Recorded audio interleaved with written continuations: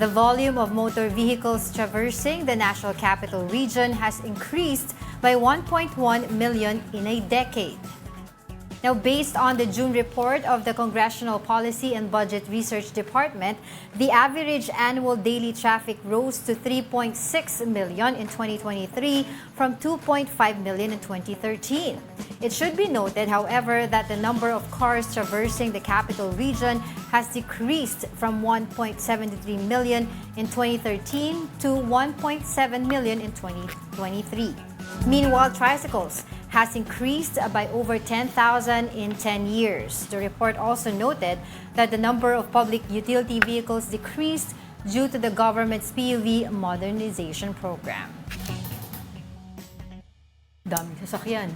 Oo. Oh, 'di ba sabi nga nila nung 1.1 million in a decade. Wow. Eh ano ba ang capacity ng EDSA, 'di ba? I don't know. Basta not hindi not in a kaya. million, hindi kaya. Kaya Actually, nagkaroon nga ng revenge buying sa mga sasakyan noong mga 2022. Right after pandemic. 2022. Because yan nag-start. also, ang ginawa ng mga companies, inis nila yung mga requirements and binabaan yung mga down payment and monthly payment. Because to stimulate growth after the pandemic, gusto nilang bumawi.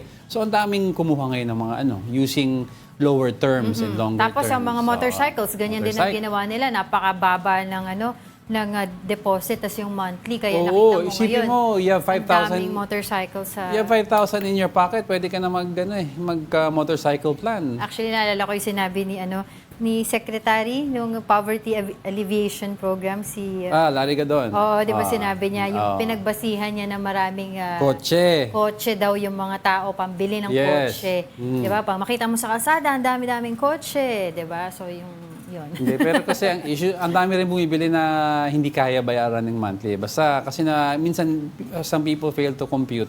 Kala nila, yung monthly, yung down payment madali. Mababa. Pero when you compute the monthly and how many years mo binayaran, halos dumodoble na yung binayaran mo sa sasakyan.